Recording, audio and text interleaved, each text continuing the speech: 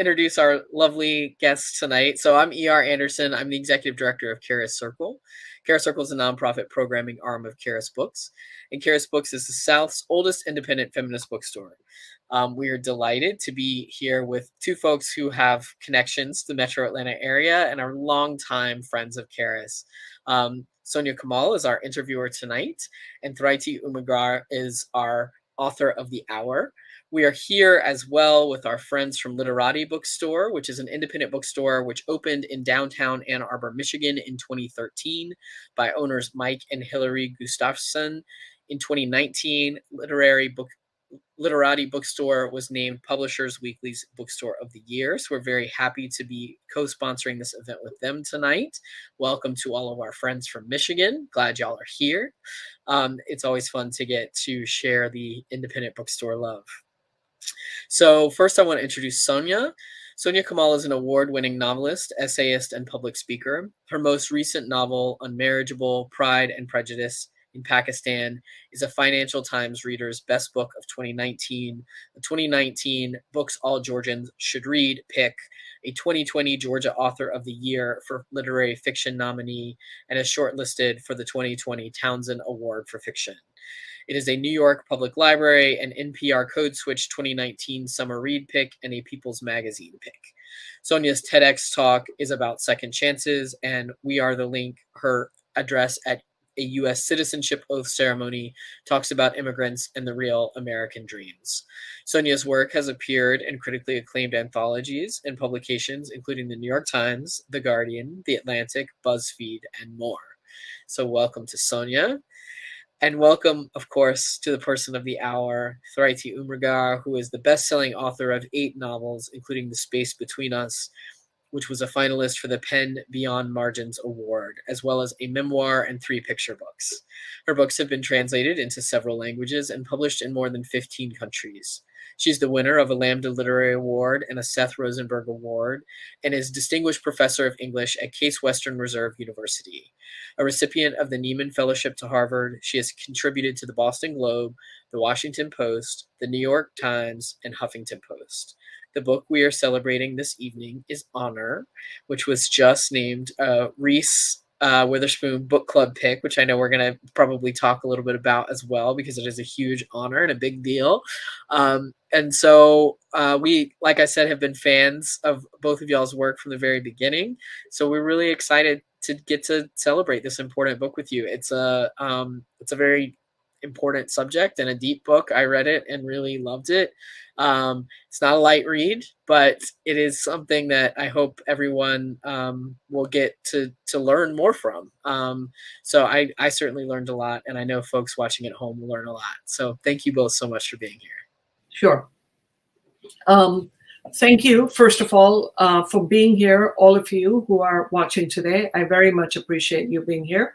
And I'll tell you, while we wait for Sonia to get back on, I'll tell you a little bit about my book. Honor basically tells the story of 2 women whose paths intersect. They are from very, very different walks of life. The first woman is Meena, who is a peasant woman, Hindu woman, growing up in a village of India. She's the daughter of peasants. She's the sister of peasants. Functionally illiterate, and has led a very, very small and contrived life until she decides with her younger sister to do something that's important to her, which is she decides to get a job at a factory outside her home. And for this reason, she sort of incurs the wrath of her 2 brothers, who feel like she is dishonoring them and the family reputation by, they think that as men, they should be able to provide for her. So they're not happy with either sister over this. And then Meena kind of compounds on the problem by falling in love with a coworker who happens to be Muslim. And for this sin or this act, she pays a very, very heavy price. So that's Meena.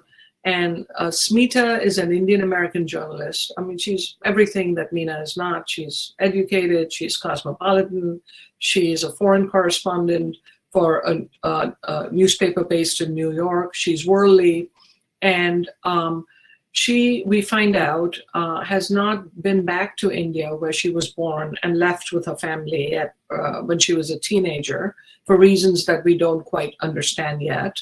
But Smita has sort of sworn never really to cover India or to be back in India. And she is forced through circumstances to revisit the country to cover Meena's case. And this is what brings these two very disparate women back together. And as a result of that, there's also a couple of love stories in the book. Meena talks to us directly, to the reader, in the first person, telling us her backstory, mostly about how she met Abdul, the Muslim man that she ends up marrying, and their sort of growing, very tentative initially romance, what their hopes were for their union. And that's how she presents herself to us. And then we also learn about Smita and why this love-hate relationship that she has with India. And there a way that we can encourage, if anybody is watching, if they have questions, and while we're waiting for Sonia, I'll try and answer some reader questions, maybe. Yes, so we would love for folks to ask questions if you like. While folks are thinking, I'll ask you a question, which is just, this is a very, I would imagine, intimidating topic to take on because it is very emotional and potentially controversial. How did you feel, the courage to write this book? Because it felt like something that would probably require a lot of courage. Well, I kind of knew, and I perhaps knew this more after the book was complete rather than initially. I knew that there would be the usual blowback from certain quarters, and that has already begun to some extent. It's nothing, I don't want to overstate it, it's nothing terrible, but it's early days yet, so we don't know. But it's true that people, perhaps rightly so, do get defensive, right? I mean, and especially a country like a post-colonial country like India, which has suffered from such, bad press and such, there's a kind of defensiveness there on the part of local people who, the claim that I've always heard, even amongst my own middle-class relatives, is that why do Western reporters or writers always, or movie makers for that matter, always depict the worst of India, the stereotypical shots of the slums, how poor it is, why don't you talk about all the achievements of the country? And, perhaps that's a valid criticism. I guess I'm not trying to tell a story about an entire country that has, God knows, it has like over 1 billion people. I mean, that doesn't make sense. I'm telling one particular story about incidents that unfortunately do very much happen and take place. And I can hope, my hope for my books is not, I don't want to elicit a response of sympathy or pity for the characters that I'm writing about on the part of American readers. My greatest hope is that somebody can read a book that's set in a country that's alien to them, far, far away, but extrapolate from the themes and issues that I'm talking about and ask themselves, what are the parallels that we see? What are the lessons that seem transferable? Is there anything in the story that illuminates either something universal about the human condition or illuminates some aspect of life in America, right? That is the hope. Now, of course, as the writer, I have no control once the book is out in the world as to how people are going to react to it. But that is what I'm aiming for and hoping for. How we have some questions here. So how did, can you talk a little bit about the cover? The jacket with the, it's a beautiful jacket with the 2 mangoes on the jacket. When I first saw the cover, yeah, before it went into print. My publisher was good enough to share it. We think this is an outstanding jacket. Do you like it? And I wasn't sure. I'll just be honest. My initial reaction was, oh my God, it's mangoes. You know, is that a stereotype? Is this something that's associated with South Asia? How is this going to play? And the more I thought about it, it's a very small moment in the book where Abdul, you know, who is very, very early in his courtship of Meena, he fancies her, he sees her as a co-worker, and he wants to get to know her better. But he's poor too, you know, he's just a factory worker at this foreign clothing factory. And he very timidly, very tentatively brings her this gift of 2 mangoes. And she, again, you know, breaks a lot of taboos by accepting this gift from him, rather. And so it's a very small moment in the book. The text of the book certainly doesn't belabor this moment, but it's an important pivotal moment. And I think that's why the artists who designed the jacket, you know, thought that this was an important thing in the book. Can you say a little bit about the title, Honor, and how that was that always the right title in your mind? Yeah, it's probably one of the first times that I haven't gone through a series of titles. It was my working title. I don't think I had a second choice, and usually I can come up with 10 or 12 different titles for any book, and that just wasn't the case here. I think it had to be this title because in some sense, when the novel opens, we realize that there has been what we would refer to as an honor killing. And I really, really wanted to play with this notion, this misguided notion of what honor means, you know, in a very traditional, very patriarchal country and culture.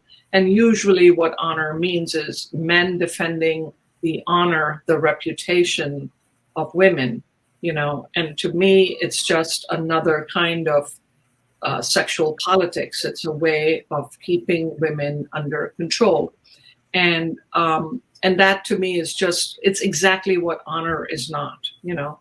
And what honor means to me personally is something so much finer than that. You know, honor is keeping your word. Honor is being honest. Honor is defending the powerless. You know, there's just so many emotions and this is not one of them, you know. So what I was trying to do in the book is just reclaim what I think is one of the most beautiful words in the language and restore it to the people who are honorable, you know, like Abdul, like Meena, who, despite their very impoverished circumstances, seem to instinctively understand what honor means in ways that other people don't. We were talking in the green room a little bit about American fundamentalism and the misuse or the twisting of language. And I think that's obviously one of the gifts of this is, you know, the book will have specific resonances for Indian readers and for Indian American readers, and then for non-Indian American readers as well. You know, the ways that we can see the ideas of honor perverted in the United States, those of us who are not Indian, I think is also really valuable in this text. Thank you. So Carolyn asks, can you talk about your decision to make Mohan a person with a high status compared to many of the other characters, and how that contributes to some of his own blind spots to his privilege? Yeah, so to some extent, I think you've answered your own question. I think it was important for Mohan to be the son of privilege. You know, he comes, he's well educated. He has a good job, an IT job, and he's the son of a rich father, basically. And he's a good guy. I like Mohan very much. In some ways, he might be my favorite character in the novel.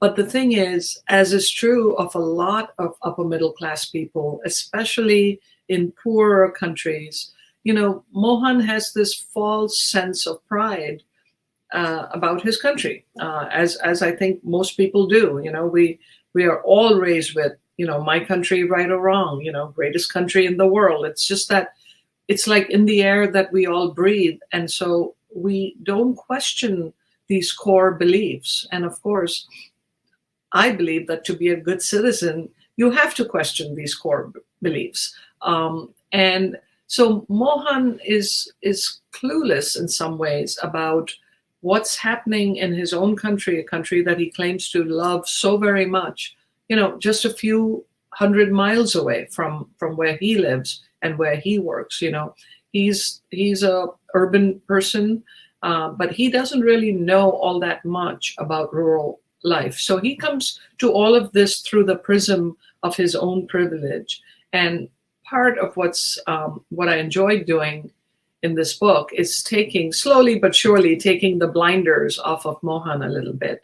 And then he comes to feel the same kind of outrage and the same kind of grief and confusion that I would hope any thinking person would feel when we come across stories like Meena's.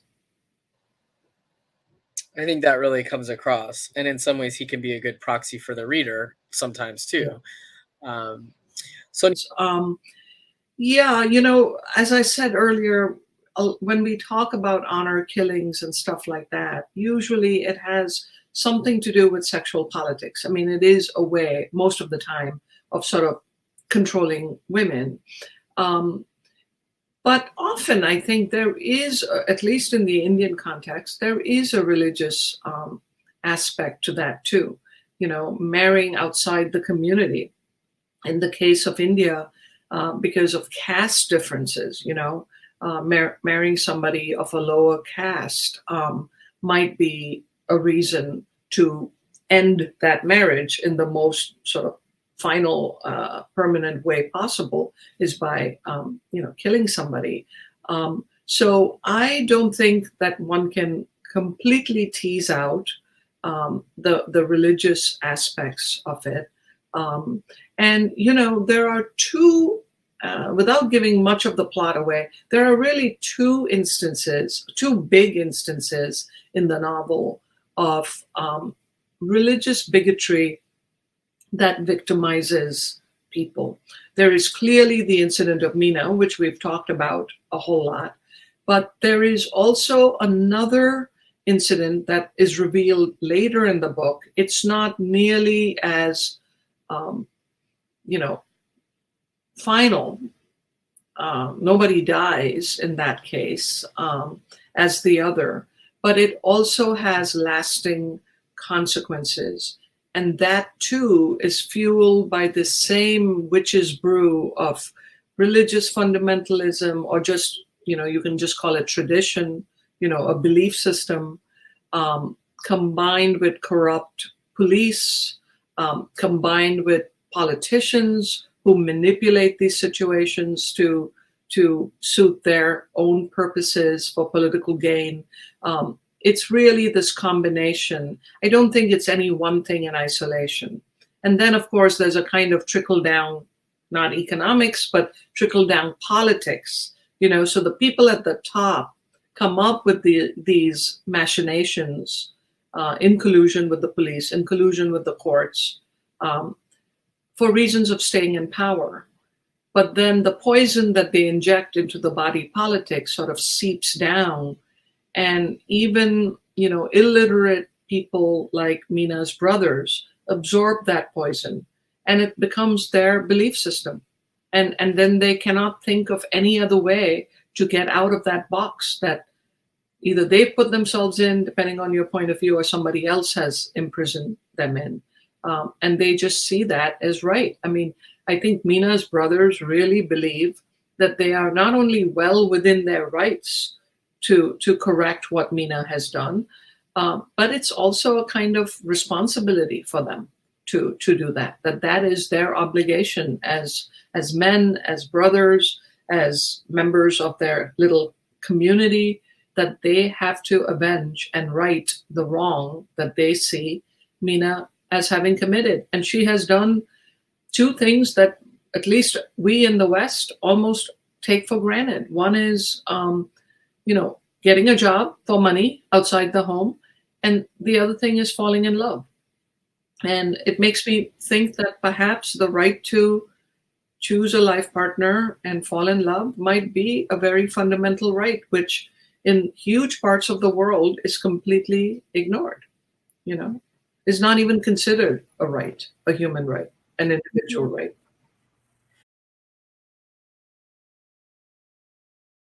So Govind is the older brother who publicly states, almost as a way of saving face in the community, publicly makes it very clear his displeasure at his sisters working outside the home. The paradox of the novel, of course, is that Meena only takes this. Meena is a pretty traditional person also. She only takes this job outside the home to be a kind of guardian or a kind of protector to her younger sister, who is much more headstrong than she is. It's probably just a character quirk. People are different. And Radha is the one who comes home, says, hey, there's this new factory that's being built. I want to get a job there. And Meena just sort of enlists herself as a way of protecting. So initially, Meena's fears about strange men and people from other communities corrupting her baby sister, they're not all that different, than her brothers. It's just that she doesn't have any of the sort of privilege, the male privilege that the brothers do, and so Govind is two-faced about this. On one hand, he makes it very clear to everybody that he's dead set against this. He says that all the time. He even sort of makes life hellish for them at home. He's grumpy. He's constantly throwing this in their face. And yet they are earning money. And in some ways, they are earning more money than what he can eke out from a land that, this is classic what's happening in India. The water table, because of climate change and other reasons, keeps going further and further down. For simple people who don't have huge technological tools and things like that, who are still breaking up, the soil with an axe, maybe. It's a tough way to make ends meet.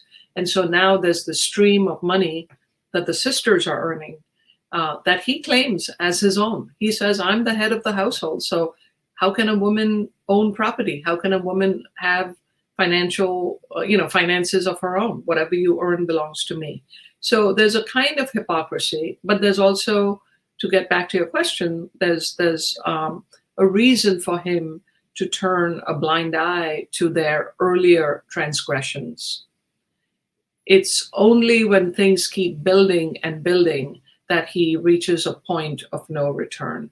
So I think, I don't find novels about monsters interesting all that much. I mean, unless it's objectively a novel about a monster, I like novels about flawed human beings who sometimes do the right thing and sometimes don't. So I guess that's a long-winded answer to your question. I'm going to see if there are any other questions. Yeah, I'll read them to you. So we have Shalini Patel asks, how early in your writing did you know the path the relationship between Smita and Mohan would take? Did you ever think of keeping them platonic throughout the book? Was it important that they become engaged romantically? It's a great question. So when I was initially conceiving of the book, there was no Mohan in the book. It was just Smita's journey into the interior of India. And then I was in the silent car, I'll never forget this, on the train, the Amtrak from Boston to New York. I was on book tour with another book. And, on the silent car, you can't do my favorite pastime in the world, which is to talk to strangers. So I just pulled out a sheet of paper and started writing. And lo and behold, Mohan appears on the page. And I fell in love with Mohan within the first 5 or 6 lines of writing him. And suddenly it opened up a new path to the book. And I'll be honest with you, rather than think of keeping it as a platonic relationship, I actually erred on the other side in the first draft of the book, where I had them like fall in love much earlier in the book. And there was a lot, you know, during their car rides to Meena's village, there was a lot of really cheesy, flirty dialogue, which thankfully my early readers said, get rid of this stuff, you know, and I did.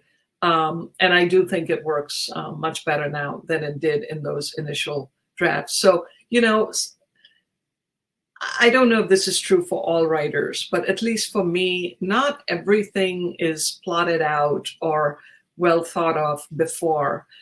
Sometimes you just, as the writer, you kind of like a character so much that you wish for a happier ending for them. And then you just let that guide you and see where it takes you. And like I said, sometimes it works and sometimes you have to jettison huge portions of the novel to make that work. So in your novel, you write about 3 different Indias. And, you know, we have the big city, we have the smaller villages, the more provincial India, the bigger India, but also from different perspectives. I think you talked about it a little bit. We see India from Mohan's eyes. We see an India from Smita's eyes. We see an India from pre-Smita's eyes. And I know you don't want to get into what that means, what that doesn't mean, because it's such an integral part of the novel. And then we see it from Shannon's eyes. Meet so many different Indias there. Everyone is bringing their own India to it.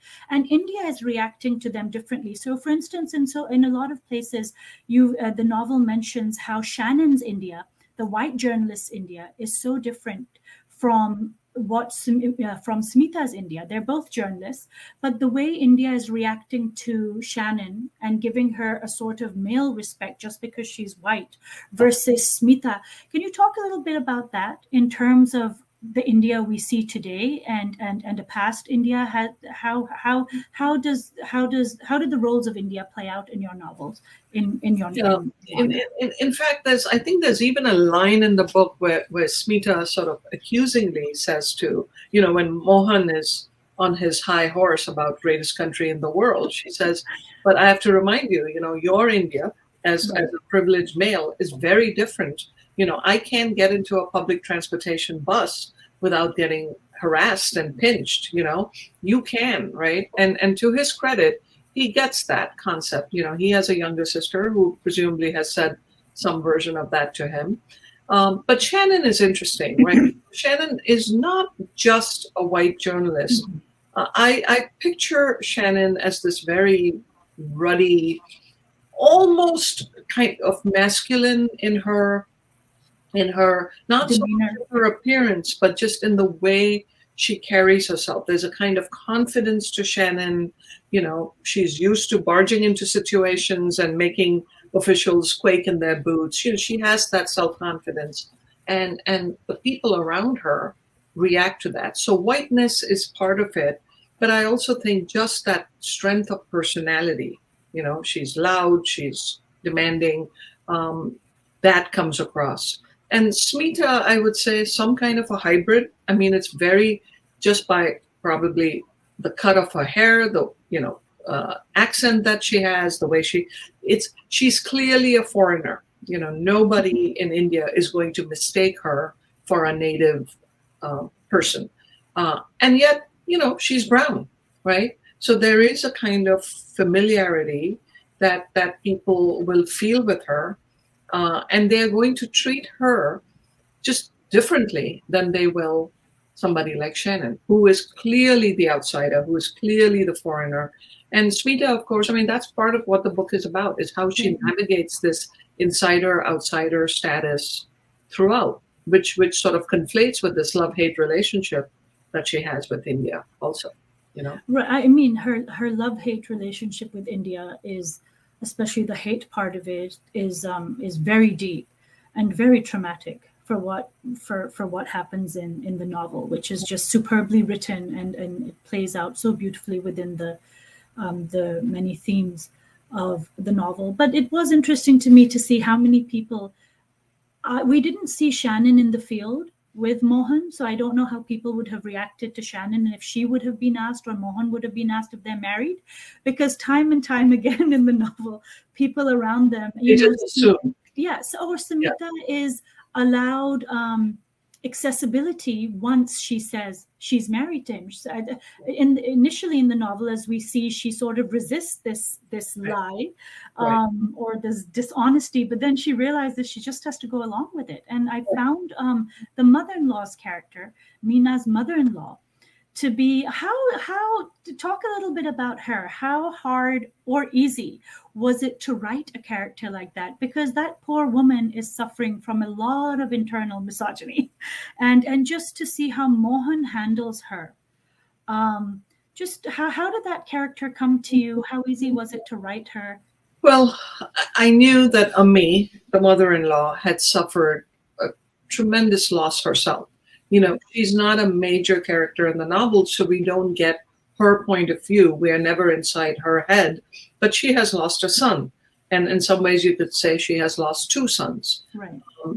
I see Ami as somebody who was probably not crazy about the idea of her Muslim son bringing a Hindu bride into this village. You know, I think Ami might have even been fearful of the consequences of that in ways that Abdul was just, not only was he madly in love, he is a genuinely idealistic person. Right. You know, his views are probably formed from, you know, sappy, romantic Indian Bollywood movies. Right. And he genuinely thinks, we are all Indian. What's the big deal? You know, and it's that innocence that results in, you know, what happens to him. So Ami is, I wouldn't characterize Ami as a bigot or anything like that for being opposed to this marriage. I mean, Ami is probably just as most people would be, you know, they would prefer that their children marry from within their own communities, right? But unlike Meena's brothers, Ami doesn't do anything about it. She loves her children and she accepts, and she presumably welcomes Meena into their home and their little community. And we are told that there are about 4 months of really a good life. You know, those are 4 of the happiest months. And so that means that the general larger community of Muslim residents of this village also kind of, if not accept her, they certainly embrace her and include her in everything. She doesn't feel like an outsider. But after her sons are gone, Ami really turns wrathful and mean towards Meena, because every single day what she has to face now is a daughter-in-law who she's stuck with, presumably for the rest of her life. And every look at the daughter-in-law is a reminder of the trauma that Ami has suffered, right? So at a very superficial level, she's just a mean mother-in-law. But because we know to some extent what trauma she has suffered, I hope there is some sympathy towards her. And in case there isn't from the reader, we have good old Meena, who does the impossible. Meena, who is being victimized by Ami's anger and meanness every single day. It's Meena who defends Ami, right? And that says something about Meena's character. And just to loop it up with an earlier question, to me, that's honorable behavior. That's another definition of what makes a person an honorable person. You know, is like when you can sympathize and understand deeply the person who is making your daily life a living hell. That's the kind of character that, frankly, I would just aspire to be that person. Right. You know? Yeah. No, I would agree that Meena is very noble in the way she handles her quite at times, quite often cruel mother-in-law. Right. Because Ami doesn't see, you know, Ami fails whereas Meena sees the connections in their loss. They've lost the same person. That's right. Ami fails to see that connection. That's it. She sees, you know, she instead of, and that is a failure on Ami's part, a failure of vision to be able to embrace Meena despite Meena's, in some respects, more in many. I mean, we don't want to gauge whose loss is bigger. They've both lost, and then I don't want to get into spoilers, but you know, the way Ammi then at the end handles the situation further is also, you know, I'm not, as you can tell, very fond of Ammi. So I think most readers are. She's, you know, she doesn't really redeem herself. I think maybe my eyes at least she has is herself. You know. Yeah. So who was your favorite character in the entire novel? Who did you enjoy writing? I mean, this must have been a tough novel to write. It was. And honestly, I was really thankful for Mohan being in the novel. You know, as a writer, I was thankful for Mohan because he was the only kind of bright spot. You know, he's nuanced. I mean, like I said, it's not like he's perfect. He has his own prejudices, his own belief system. But unlike a lot of the other characters, Mohan is willing to change. You know, he's willing to absorb new information and reformulate his views about things based on that. And he's just a kind of wry and cheerful guy. You know, one of my favorite scenes to write was early on when there's a lot of banter going on. And, you know, he and Smita seem to butt heads about their dual visions, shall we say, and dueling visions of India. And he asks her, you know, almost innocently, so who does your laundry for you? Who cooks your meals for you? And she says, she doesn't even understand the question. She's like, what are you talking about? I do all that, you know? And he too cannot comprehend. You know, she's clearly affluent, he thinks. You know, why would she do that? And she defends her position and says, you know, being self-reliant, being independent is its own reward. Right. And he kind of nods along and indulges her for a minute. And then he comes back with, you must be crazy, Yar. Like, why on earth would you think that that's the right way? And then he gives, you know, a reasonable explanation. Hey, if I have somebody doing my laundry, I'm supporting that person's family. If I have somebody come in every morning and clean my car, you know, I'm providing employment in a huge country with so much, right? So I don't know why, but I really enjoyed that scene because you can, and I have no real position. Well, I do have a position, but it doesn't matter. You know, mostly it's like, I think it's a pretty evenly written scene where you can hopefully see both perspectives, right? Yeah, no, I have to say I too enjoyed that scene very much. It was, I mean, I have to say it's a dialogue I myself have had quite a few. I think most of us perhaps who live in these two different dualities, who've lived with a lot of help around us and understand that the economic system of that particular country works within that system, and by employing people, you're enabling food on their table versus the whole self-reliant, independent. Though I have to say, I will say that I'm the mother of 3 kids, so I am the unpaid laborer, often doing the laundry here. But that was a very enjoyable bit of the novel, and there were a lot of bits and pieces like that where you compare and contrast life in the US versus life in India, and ideologies and philosophies between what it means to be the minority, the majority, because by dint of Smita's skin color, when she goes to India, she, at first look, she is the majority, but when she comes to the US, she's suddenly in a minority position. And just to see how you tackled the comparisons within these two dualities, within majority and minority, was very interesting. Also, what was the hardest part for you to write? I mean, you've written so many novels, Thrity, which are all fabulous. You are actually, I think, one of the few authors, if not perhaps the only one, whose each and every novel I have read, and I look for from your very first one to whatever. Oh no, it's not, no thanks to me. It's because you're a fabulous storyteller, and each one is wonderful in its own way. But you know, these the themes that you bring up in Honor, I see reflected across your oeuvre. You know, about individual, community, identity, where responsibility lies, and having written about these things, where do you fit Honor thematically in your larger work? Well, you initially said what was the hardest scene to write. So I think it was the scenes of violence, right?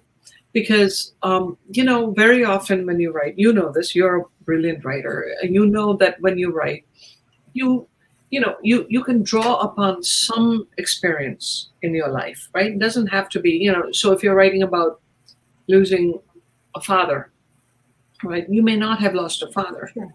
but you may have lost another family member, and you know what that grief feels like.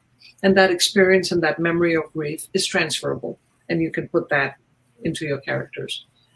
But I have been absurdly lucky in my life in that so far I have not been the victim of violence, and I have not been a perpetrator of violence. I'm talking about physical violence, So to have to write that, not just from the point of the person who's committing the act of violence, but also how it's being received, what happens to the body that's being hurt, is hard.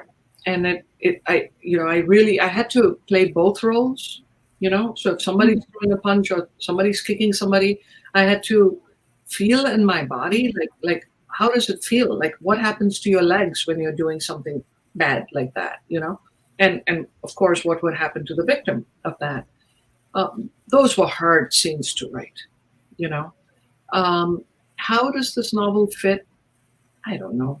I never ask myself those questions. I don't know. I see similarities. This too is a story with two strong female characters. I certainly have other books that sort of do the same kind of multiple points of view. I get that. It's also, once again, a novel about two women from disparate class backgrounds. But the themes are so different. I don't think I've ever confronted religious violence.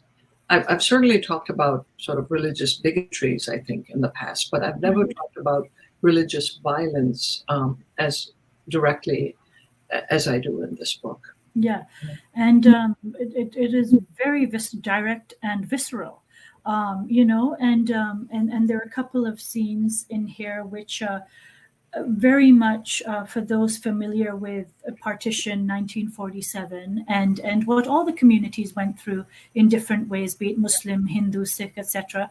There was a thread of continuation for those familiar with that history within the scenes that you wrote, which was very touching, disturbing, appalling, a lot of things. So for me, the novel was so much bigger than just the story that you've written, because it so masterfully connected into a history of Indo subcontinent. Yeah. So kudos for doing that. So tell us how. I think a lot of watchers will want to know how Reese happened, because congratulations on that, being a Reese. That's wonderful. And so where were you? What happens? You get a phone call? You get an email? So I have known. So the book came out on January 4th, and that coincided with her announcement of picking it for January 2022. But I've known about this much longer than that, because I guess they inform the publishers, several months. And it's funny, this was on my birthday in September. I think I got an email or a text from my editor saying, would love to get on the phone with you today. Can we set up something in the next 20 minutes? And I was like, no. Because I'm thinking it's bad news, right? Oh, no. She's quitting or something. So I literally said, can we do this some other time? I just thought, I want to have a birthday without being burdened by bad news. And she said, no, we need to do this now. So I was like, oh my God. So they set up a Zoom call, and it was all of them, the marketing person, the publicity person, some of whom I was interacting with for the first time, and they were just beaming. And honestly, Sonia, of course I was happy. I didn't quite know at that time what it would mean or anything. So, I was happy. But the thing I'll remember from that moment was just the sweetness of their faces. There were 4 or 5 people on that call. And they all just look so pleased because after all, it was their hard work. I don't know who did what. I still haven't asked how it came to be. But I just felt like kudos to them. At that moment, I didn't feel any sense of personal anything. I just felt like, wow, you guys did this, you know? And then, of course, came the hard part because you had to keep it a secret all these months. And, you know, I'm not good at that kind of stuff. And I actually slipped one time, like badly, on Facebook. And within seconds, it was like, take this down right now. You know, very innocently posted a picture of me holding the book jacket that had the Reese logo. And it just never occurred to me, you know. And it was like, take it down. So I did. And that's how it played out. Wow. Okay. So how is it now that we all know and the news is out? How has it been? How does it feel? Yeah, how does it feel now that you can tell your secret to the world? How does it feel? I mean, I'm grateful. You know, I think Reese is. I mean, I'm grateful that it's her. I know other people have book clubs too. I think I really admire the way in which she has reinvented herself. Not anymore just as an actress, you know, although she was an accomplished and fine actress, but as a producer, I mean, she's a real, and the fact that this book club only picks books by female authors, I believe, and books that have strong female characters.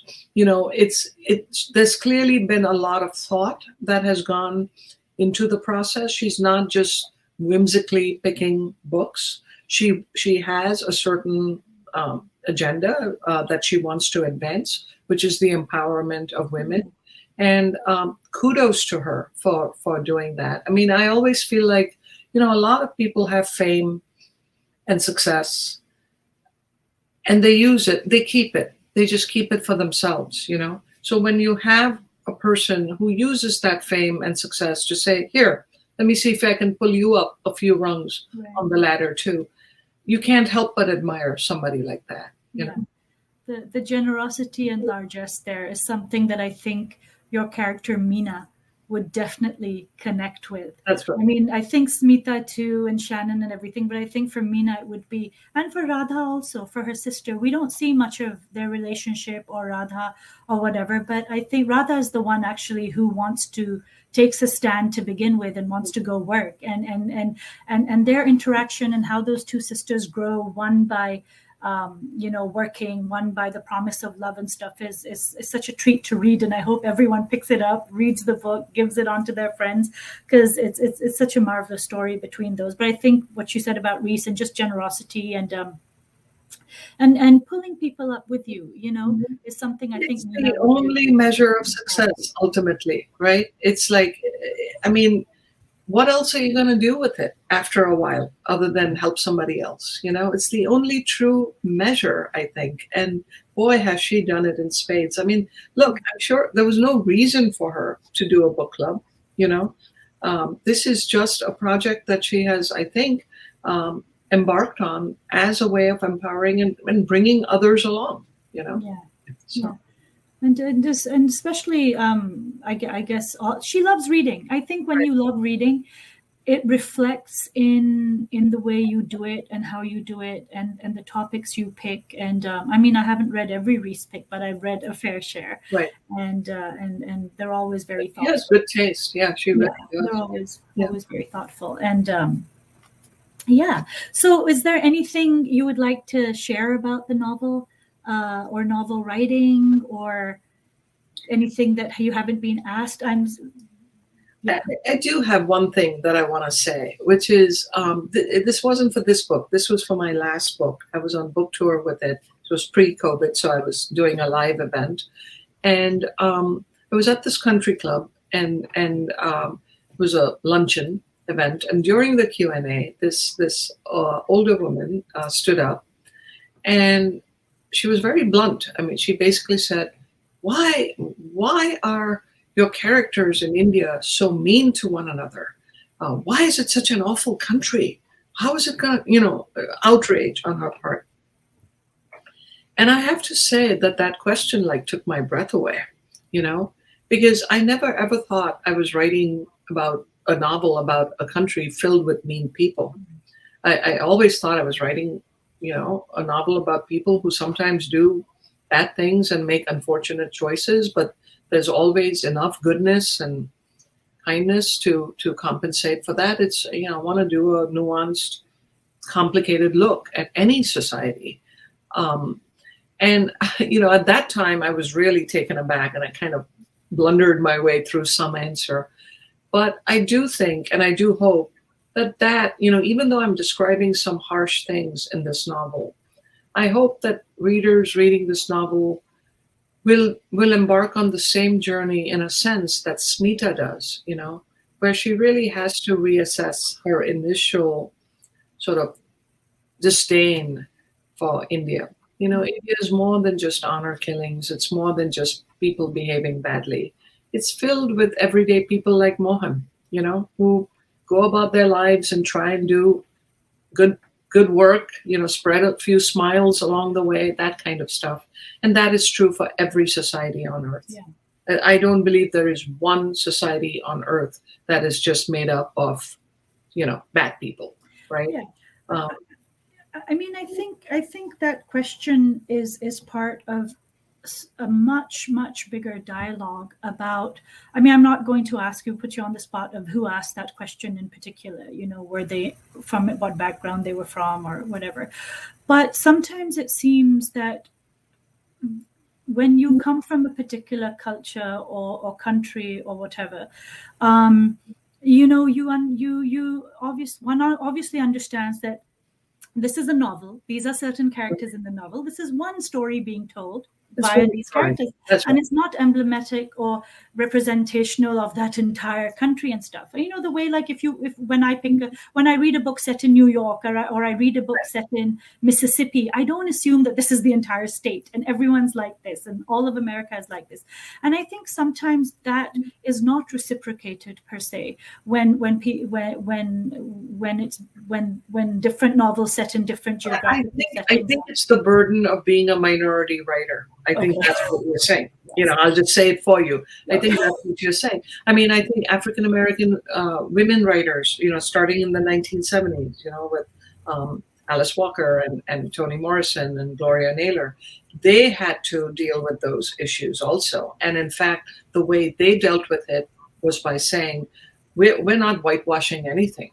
We are showing the full range of humanity and diversity of Black life. And they claimed it all, you know. And I think that's been a good lesson for the rest of us, you know, that, but I do think that is a particular double burden that writers like you and me have to carry. And thankfully, most of our readers are pretty intelligent, hip people. And you know, they're not going to have this kind of a reaction that this woman did. But it's like everything else. You can get 1,000 compliments, but it's that one insult that sticks to your back, you know? And it's time for me to just get over it. I mean, right, but I don't think that it's necessarily a question of getting over something. The thing is, we have all had, as minority writers, we have all had to juggle our writing in certain ways where it's entertaining, and yet sometimes we are read as if we're an educational text. Right. And the double burden, again, if you want to call it that, of knowing that someone might pick this particular book up as entertainment, and that's what it is. Yeah. At the end of the day, a novel can educate, sure, but that is not the novel's job per se. Any medium event, a movie, song, painting, your topic can be very heavy, but at the end of the day, it is a story. It is not a textbook education. Right. You're not preaching or anything. And I think even as writers, to remind ourselves of that is very important. Yeah, because, I think so. You know, in order to be able to tell the story as honestly as one wants, without worrying about how someone might paint a particular community or religion or country.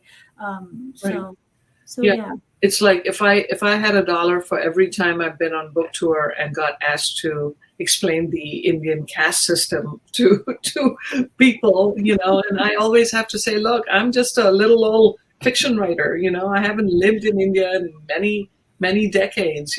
I'm no expert on any of this, but there are books out there written by experts on it that you should refer to it. Yeah, no, I mean, I am from Pakistan. That's where I envisioned.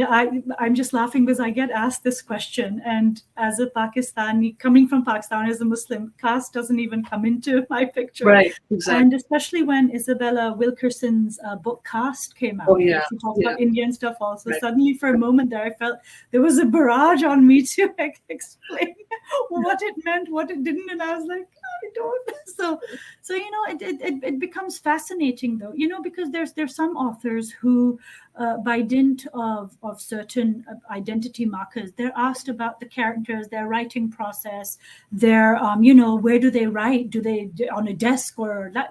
All of that stuff. They're never asked to comment on the politics of their country, the religion of their country, the fundamentalism of their country. Right.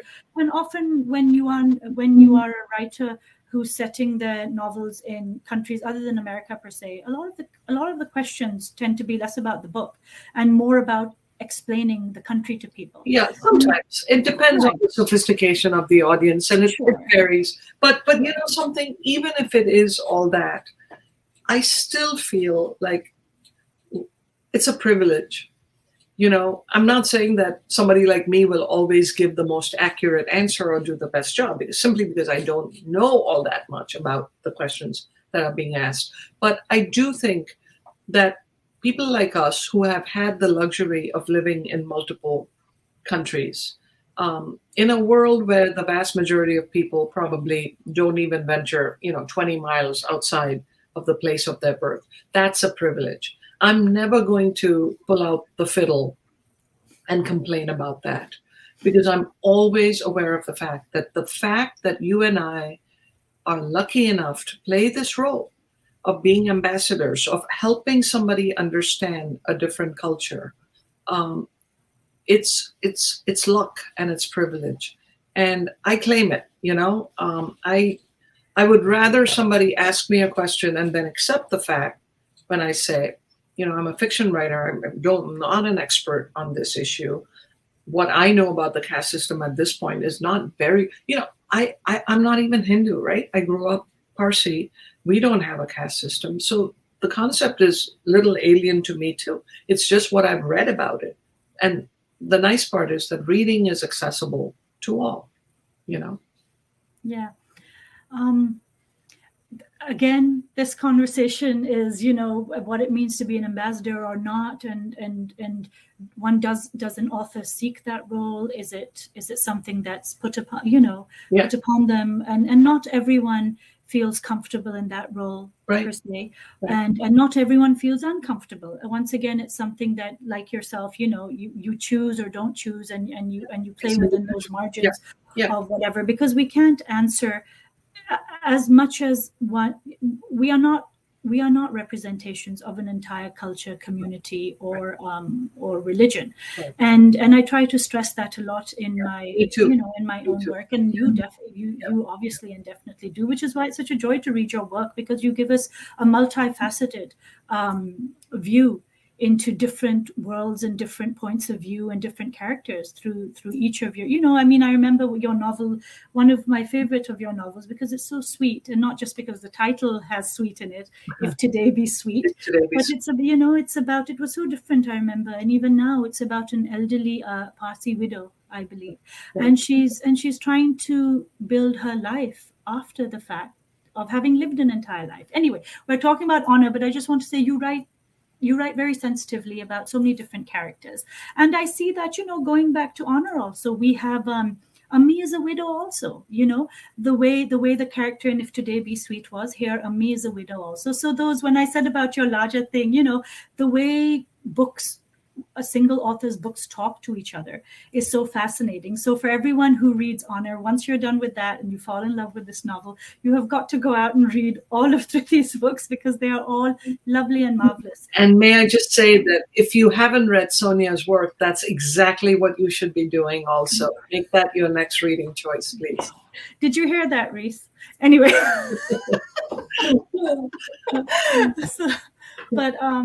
but yeah, this was I will say this is a hard novel to read, especially certain moments of it. But I think that the way you write about those moments are very sensitive and really open a window where the reader gets a chance to think about what they would do if they were in that circumstance. You know, it's not just a question of reading a hard scene, but the scenes that you write about are things that could very well happen in our lives today in a big way or a small way. You know, there's small moral questions where we ask, what would we do? How far would we go to save a loved one? What boundaries are we willing to cross or not cross, even in our everyday lives? And that is the beauty about of Honor and of your other novels also, where we literally step into those characters and question our own selves and grow as readers by reading all of this. So thank you very much for this, Sonia. I really, really appreciate you taking the time. Actually, Thrity, just real quick, there's, I believe, one question. I don't know if you'd answered this, but one of the readers had asked, did your research involve trips back to India? Yeah, actually it did. Well, there was a lot of stuff that I did just sitting at home when I was writing the novel. For instance, I didn't know much about the court system in India. I just didn't know what the different levels were, where a case would go, just nitty-gritty stuff. And I was lucky enough to have a lawyer friend here in the US of Indian origin who put me in touch with a lawyer there. And I interviewed him, I think, for a couple of days and just got all the basics down from him. And then I had already started writing bits and pieces of the novel, you know, almost without really knowing the court system at that time, knowing full well that I would double check everything. So he was a great sounding board for that. And to my great surprise, I mean, I had some of it right, you know, already, but he helped me a great deal with that. Same thing with the police system, you know, where does one, what's the initial step? Like if an act of violence has taken place, where do you file the report? What is it called? All those things he helped me with. And there was other things that I could do just online, you know. But after the first draft, good draft of the novel was done, I did make a trip to India and just tested out a great deal of stuff, and then came back and made some changes based on, you know, the reality that I saw there. So yeah, it did involve some travel, but it also involved a lot of interviews. You know, I interviewed Peter Goodman, who writes for the New York Times, about just to get a sense of the life of foreign correspondents, because even though I have been a journalist, was a journalist for many years, I was never a foreign correspondent. And I just need to know, you know, basic things like if you need an emergency visa, how do you get it? You know, that kind of stuff, just basic questions. And Peter was just very generous with his time, and he answered all those for me. Okay, so great. Good to know. Yeah. Okay. Well, thank you so much, Karis Books, for inviting me to interview one of my favorite authors, and Thrity for this absolute joy. Once again, my sincere apologies for the snafus in the Please beginning. don't. Just stop. Just stop. Everybody here understands. Things happen, you know? We're living our lives online. We have exactly. some Yeah. this was delightful. Thank you both so much. I want to encourage folks who are watching from home, you can buy Honor here at this teal link from us. You can also buy it from our friends at Literati, who, again, thank you for co-sponsoring this event. It's great to get to partner with other independent bookstores. And I want to encourage folks, if you are new to Karis, we would love for you to follow along and continue to attend our virtual events. We are, at this point, you know, very, very deep into the virtual event world. So we've got a lot of great stuff coming up the rest of the month. And you can also check out all of our events, the big backlog of our events on our YouTube channel, which is just YouTube.com/Karis Circle. So all of the events that have occurred during the pandemic are there. There's some really lovely ones, and we would love for you to catch up and follow us there. So I hope that both of you stay safe and well. Congratulations again, Thrity, on such a beautiful book, an important book, and I'm glad that it's getting the wide exposure that it deserves from Reese's Book Club, which is such an honor and really exciting. So Sonia, stay safe and well as always. And until next time, hopefully we get to see you in the real space of Keras. That would be awesome. That would be awesome. Sonia, thank you again. I know this was hard, but thank you so much for doing this. You're a wonderful interviewer, and thank you for having me. So thanks to everybody who attended. Take care. Bye-bye. Good night.